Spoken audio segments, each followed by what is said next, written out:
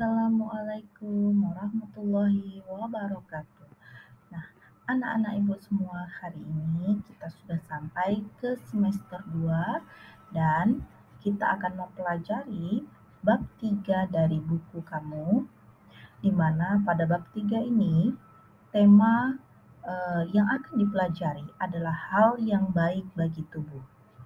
Dengan materi teks prosedur fase D di kelas 7 dengan jumlah 2 CP 1 kali pertemuan.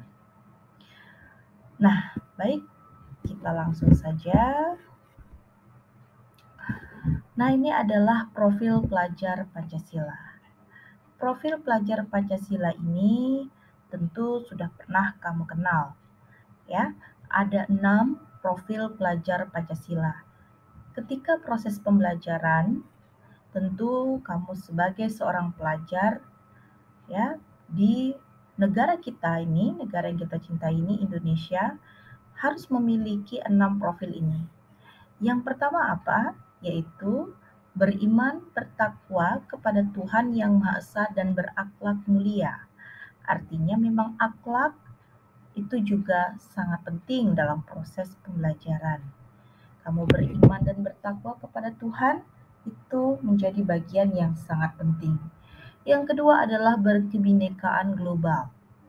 Artinya, kamu dengan berbagai macam jenis, ras, suku, agama, bangsa, ya, global artinya kamu dalam kondisi di antara banyak negara dengan perbedaan-perbedaan yang ada, kamu harus mampu menghadapi perbedaan ini. Lalu yang ketiga adalah bergotong royong. Yang keempat adalah kreatif, kelima bernalar kritis, dan keenam adalah mandiri. Nah, itulah anak-anak ibu semuanya, profil pelajar Pancasila yang harus kamu miliki sebagai seorang pelajar. Lanjut, tujuan pembelajaran yang akan kamu capai kali ini adalah kamu sebagai siswa atau peserta didik harus melatih kemampuannya untuk menyimak informasi dan memahami instruksi dari teks lisan dengan menjawab pertanyaan pada bacaan dan teks prosedur yang diperdengarkan dengan tepat tentunya. Kemudian yang kedua, kamu sebagai siswa atau peserta didik mampu menganalisis ciri teks prosedur dengan mengenali strukturnya agar dapat menyajikannya dengan baik. Nah, baik, kita lanjutkan. Nah, mungkin ada sebuah motivasi yang akan Ibu berikan kali ini. Aku tidak pernah sekalipun menyesali diamku, tapi aku berkali-kali menyesali bicaraku. Nah, tentu kamu sudah tahu bahwa jika kita berbicara, hendaknya kita berpikir terlebih dahulu, apakah yang kita bicarakan itu sudah benar. Diam untuk mengatasi sebuah permasalahan sangat dibutuhkan. Jika kamu dalam kondisi terdesak, emosional, maka diam adalah senjata untuk meredam segala bentuk pertikaian.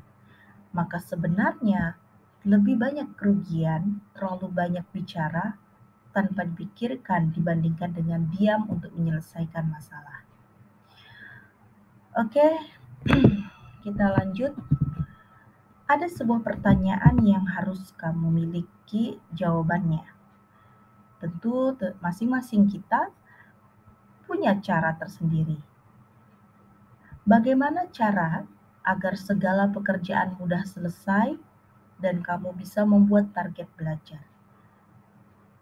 Tentu sebagai seorang pelajar, kamu harus memiliki keinginan untuk bisa menyelesaikan segala tugas-tugas kamu dengan baik.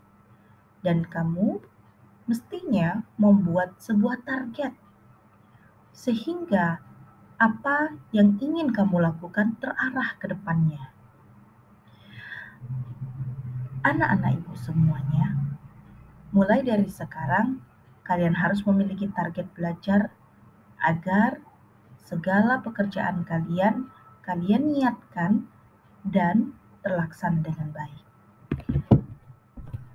Baik, nah untuk menyimak tentu ada beberapa syarat yang harus kamu miliki. Yang pertama adalah berkonsentrasi, lalu menelaah materi simakan, kritis, dan membuat catatan. Baik, selanjutnya adalah menganalisis ciri teks prosedur dengan menemukan strukturnya agar dapat menyajikannya dengan baik nantinya. Apa sajakah struktur itu? Yang pertama adalah pendahuluan untuk mengajak pembaca melakukan kegiatan yang akan dijelaskan. Kedua, informasi peralatan dan bahan. Ketiga, langkah-langkah dengan perincian cara, waktu, dan bahan untuk diikuti. Keempat, dapat memiliki bagian penutup yang mengulang ajakan kepada pembaca untuk melakukan kegiatan. Anak-anak ibu semuanya, tentu kamu pernah melihat video tutorial. Nah, ada tutorial memasak di mana kamu melihat langkah-langkah yang harus dilakukan. Salah satunya tentu informasi peralatan dan bahan. Untuk itu, tentu ini sesuai dengan apa yang dinamakan dengan prosedur. Kalau tadi adalah video yang berisi prosedur dalam memasak, maka kali ini yang harus kamu ketahui adalah teks. Teks yang berarti dalam bentuk tulisan berupa paragraf-paragraf dan memuat tentang prosedur melakukan sesuatu. Nah, inilah yang akan kita pelajari. Baik, selanjutnya, sebelum kamu mengenal lebih jauh mengenai teks prosedur, tentu kamu harus tahu dan menguasai beberapa tata bahasa maupun ejaan yang disempurnakan dalam bahasa Indonesia. Salah satunya yaitu kata keterangan atau adverbia. Kata keterangan atau adverbia adalah kelas kata yang memberikan keterangan kepada kata lain, seperti kata kerja dan kata sifat. Kata keterangan yang sering digunakan pada teks prosedur adalah keterangan, 1. Cara, 2. Alat, 3. Tujuan. Seperti apa contohnya? Perhatikan. Contoh keterangan cara. Tumbuk semua bahan itu hingga hancur dan tercampur rata. Tentu di sini ada keterangan hingga hancur dan tercampur rata merupakan cara. Kemudian ada alat.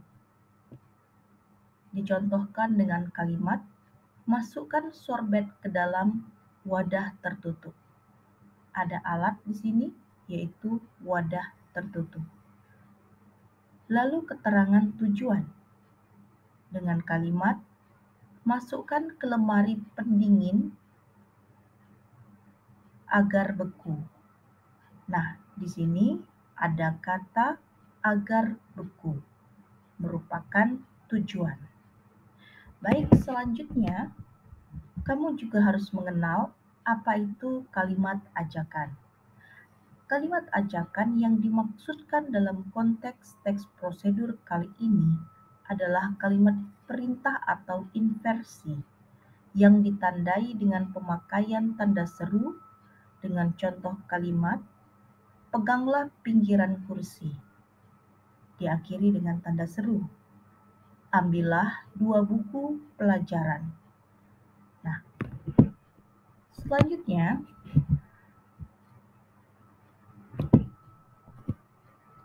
kita bisa bertanya jawab dan membuat kesimpulan bahwa di dalam teks prosedur tentu memiliki beberapa syarat yang harus dipenuhi. Selain memenuhi struktur yang telah ditentukan, juga memenuhi tata bahasa dan ejaan yang disempurnakan. Sekian dan terima kasih. Semoga bermanfaat. Wassalamualaikum warahmatullahi wabarakatuh.